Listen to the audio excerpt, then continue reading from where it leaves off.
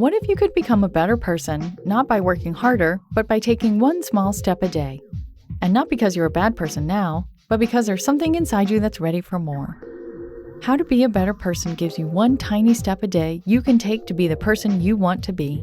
My mission? To help you live your best life. Hi there, it's me, Kate, and this is How to Be a Better Person.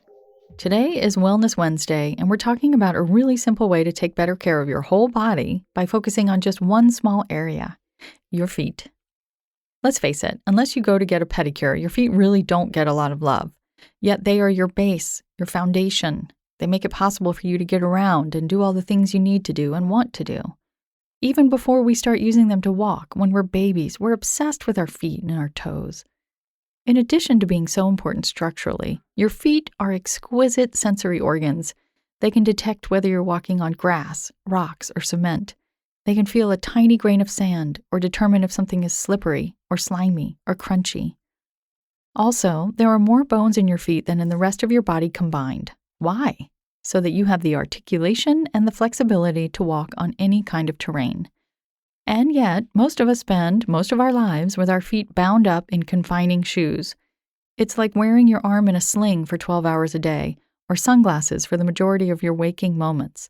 Over time, your feet lose mobility and function. They get tight and sore, and that restriction of movement travels up the body and can show up as knee pain or low back pain. And then, once you get older, they make it that much more likely that you'll fall. And truly, falls are the worst at any age. It's such a rude awakening to be reminded of just how powerful gravity is and how hard the ground is.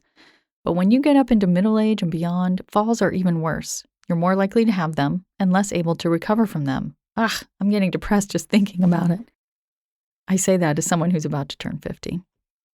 The good news is that by taking better care of your feet, you can make it more likely that you stay on them solidly and with less pain for much longer. All these reasons are why today I want you to show your feet some love by giving them a massage. How exactly? Well, get your favorite lotion or oil and give yourself an old-fashioned foot rub. You can also use a tennis ball for this. Start with one bare or socked foot, no shoes, on top of a tennis ball located just under your arch. When you first do this, do it seated so you can decide how much pressure you want to apply.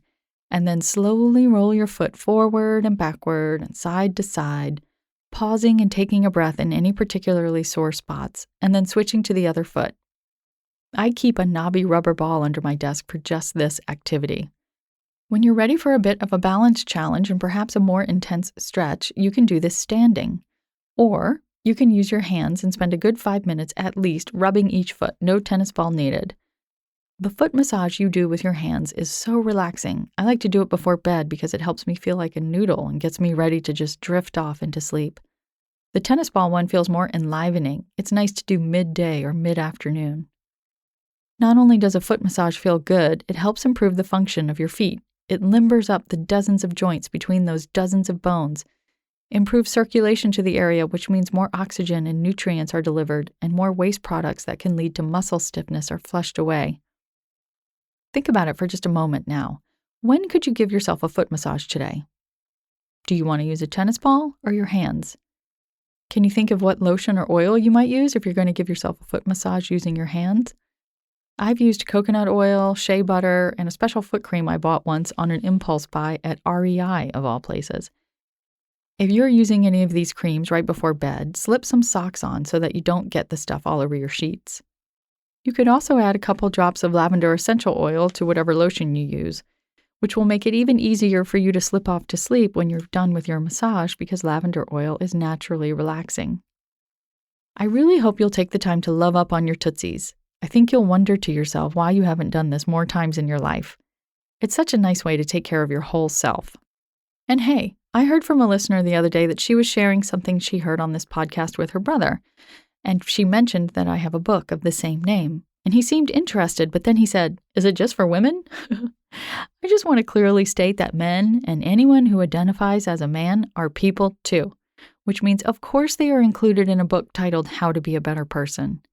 If there's a man in your life who cares about doing good in the world and who maybe wouldn't read your typical self-help book, How to Be a Better Person can be a really nice way for him to dip in and get a couple doable ideas at a time. So many people's thoughts turn to being a better person at the holidays, and giving a gift that helps them make that impulse real is a really loving thing to do. How to Be a Better Person, the book, is available wherever books are sold. And if you'd like to give a signed copy, use the Contact Kate button at beabetterpersonpodcast.com to send me an email with your mailing address and the name of your recipient, and I'll send you a signed bookplate you can put in the book. It's only December 11th. You can totally get the bookplate in time for gift giving. Take care, and I'll talk to you tomorrow. Thanks for listening to How to Be a Better Person. Our theme song is Left for Deadish by Junior85. The podcast is mixed by Sound Advice Strategies. If you liked what you heard in this episode, share it with someone you think would like it too. Your voice matters.